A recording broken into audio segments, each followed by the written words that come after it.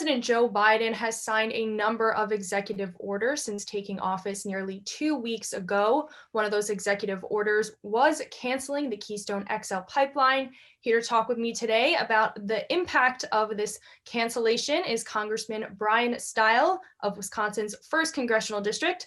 Congressman, thanks so much for joining me today. Thanks for having me on. Now, you actually met with some of the workers who have been impacted because of this order. Can you tell us a little bit about how these workers are feeling and what are they supposed to do next? So frustrating that on day one of Joe Biden's administration, he came in and by the stroke of a pen killed thousands of jobs across the United States. Hundreds of those jobs are from the state of Wisconsin.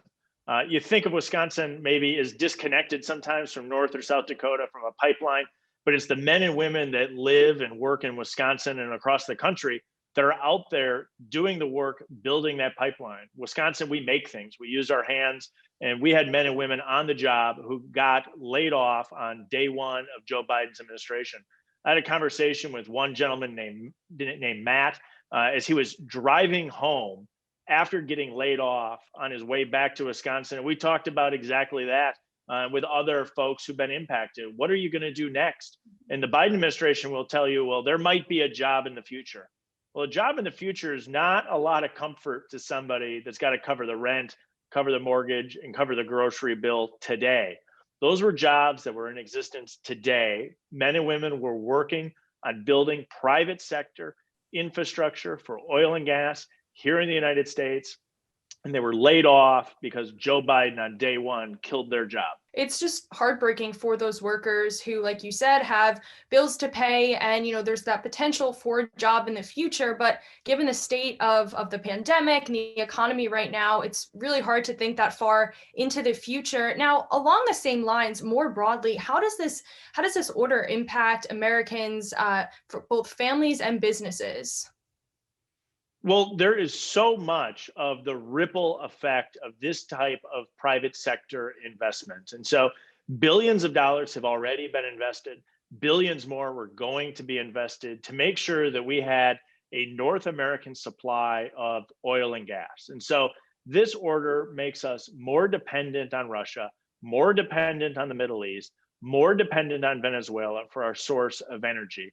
And two, the ripple effect is really where we need more private sector investment in infrastructure here in the United States. Not only are there the jobs directly related to working on the pipeline, those men and women, maybe they're pipe fitters, maybe they're teamsters, a lot of these great jobs that are out there, but all of those men and women were spending their paycheck at grocery stores and other places.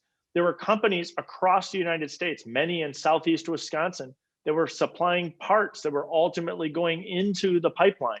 And so the impact of this is incredible. And it's incredibly personal to the individuals who were laid off by Joe Biden on the first day of his administration. I want to talk a little bit about some of the reasons behind why the Biden administration canceled this pipeline and get your thoughts on that. Now, on the White House website, the executive order notes a 2015 review where the State Department and former President Obama determined that approving the Keystone XL pipeline would not serve the U.S. national interest and the significance of the proposed pipeline for our energy security and economy is limited. What are your thoughts on that? I couldn't disagree more with the analysis of the Obama administration as it relates to the Keystone Pipeline.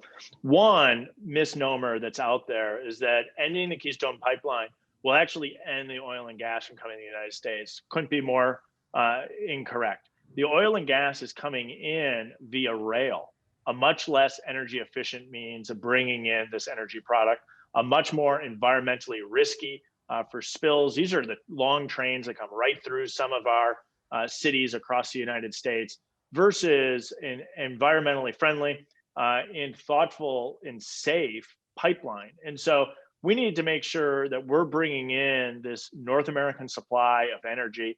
We can do that in an efficient and in a safe manner. And that private sector investment in our infrastructure is so critical. And doing that from a national security standpoint is critical. We want a North American supply of energy. We don't want to be more dependent on the Middle East. We don't want to have dependence on countries like Venezuela or Russia.